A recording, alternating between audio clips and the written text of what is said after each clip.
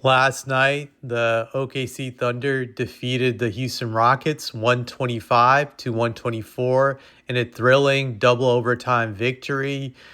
This game was pretty exciting to watch. It was an awesome game to start out the NBC era for the NBA. The NBA returning to NBC, that is. This was the first NBA game on NBC in 23 years, and it did not disappoint. This was a fun game to watch.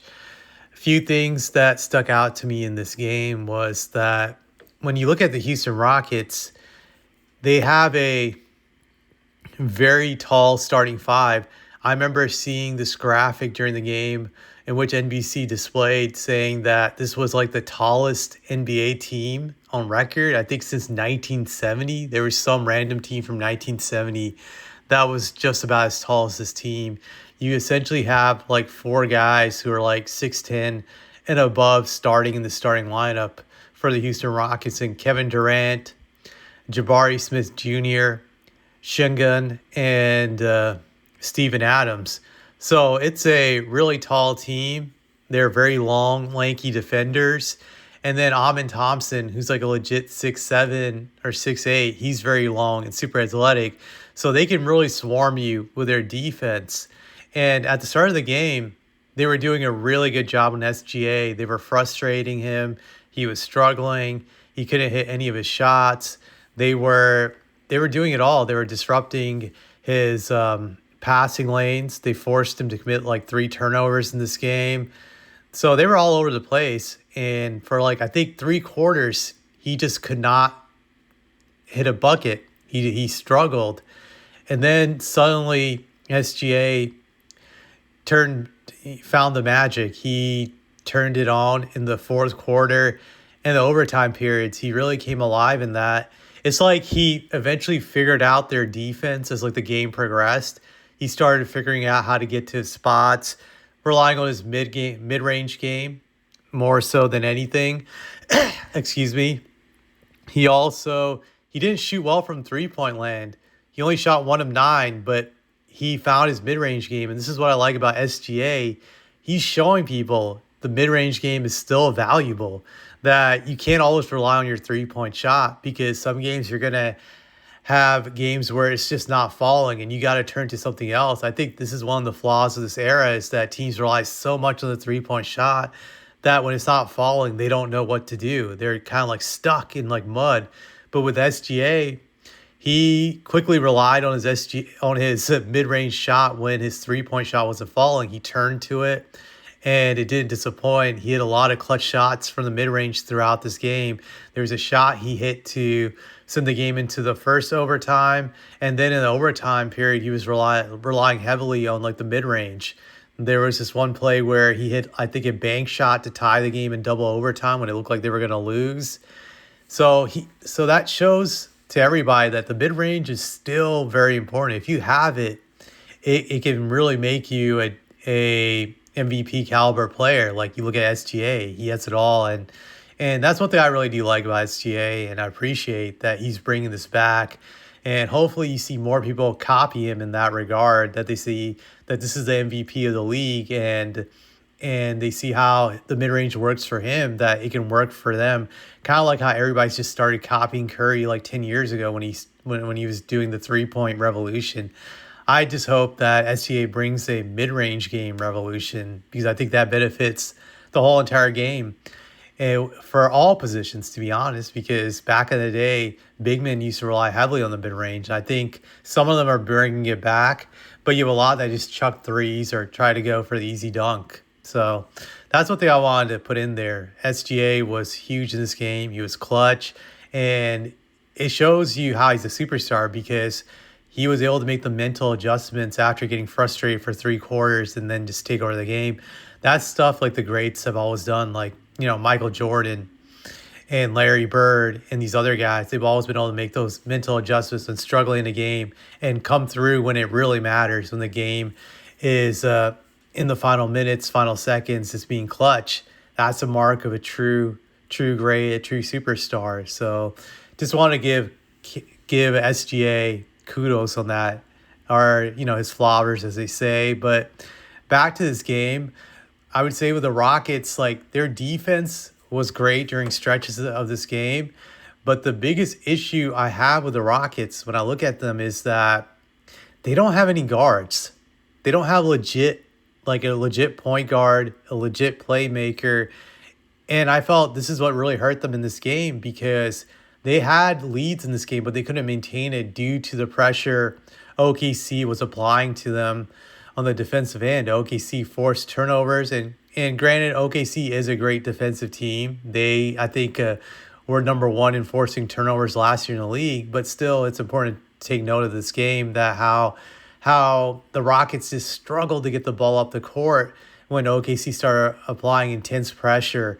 They were struggling just to make inbound passes, make simple passes across the court to dribble the ball up the court because they didn't have a legit playmaker. At times, you had Shingun trying to dribble the ball up the court. And granted, he has good ball handling skills for a center, but he shouldn't be the primary ball handler when taking the ball up the court. He's not Jokic. That to me is insane how he's doing that stuff. And then you had other guys like Kevin Durant, take the ball up the court. Kevin Durant has good ball handling skills for his position, but he's still not a guard, and he's prone to getting stripped and whatnot. And you had times with Jabari Smith getting stripped of the ball, I believe.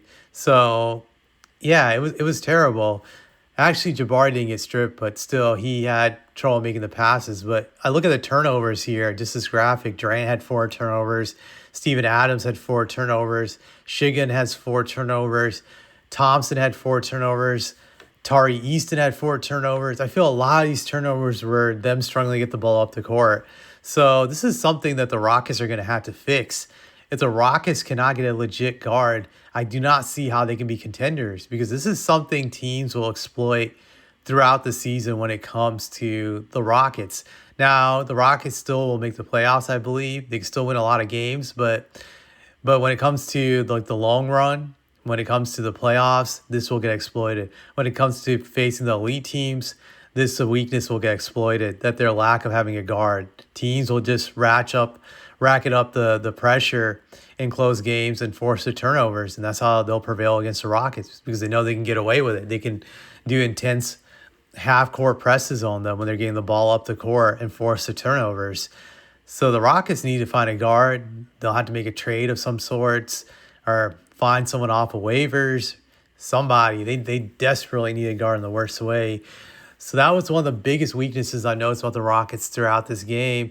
But just going to Kevin Durant, he had a good game. 23 points, 9 of 16 from the field, 9 rebounds, 3 assists. But what really cost him was the mental lapses he had towards the end of the game. He made some crucial mistakes that cost the Rockets the game. One mistake, he was lucky at the end of the first overtime. He tried to call a timeout when the Rockets got the ball with 2 seconds left, and they actually did not have a timeout anymore. He was lucky that Sugun stood in front of him to block the view of him calling the timeout from the refs. I think that really helped because they didn't see it while OKC saw him trying to call the timeout, and that's why they were angry at the end and yelled at the refs like, "Hey, he called a timeout. He should have gotten a technical." So Durant had like a Chris Webber like embarrassing type of moment almost. Grant wouldn't have been as epic since it's only a regular season game, but still embarrassing for a veteran, a guy who's played nearly 20 years in the league to make that type of dumb mistake. And then in the final overtime, he really did cost the Rockets the game when he did that stupid foul in SGA. That was a legit foul.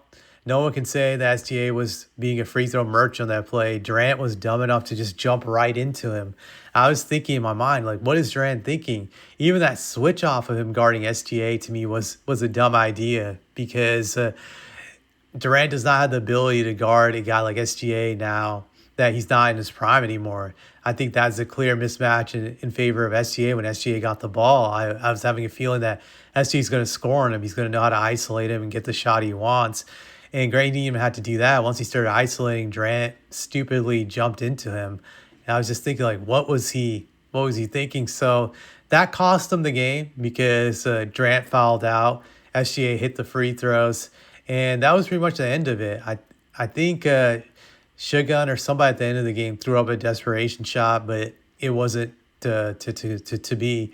So the Rockets ended up losing this game. It was entertaining.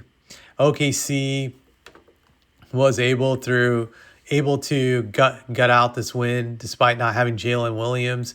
So they had to feel good about that because it was a hard fought game. I wonder how long Jalen Williams is going to be out for them. I think he might be out for another few weeks or so.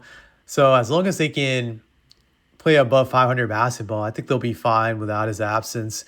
They could definitely beat a lot of the bad teams without him. Now, when they face elite teams, that could be a struggle. That could be challenging for them.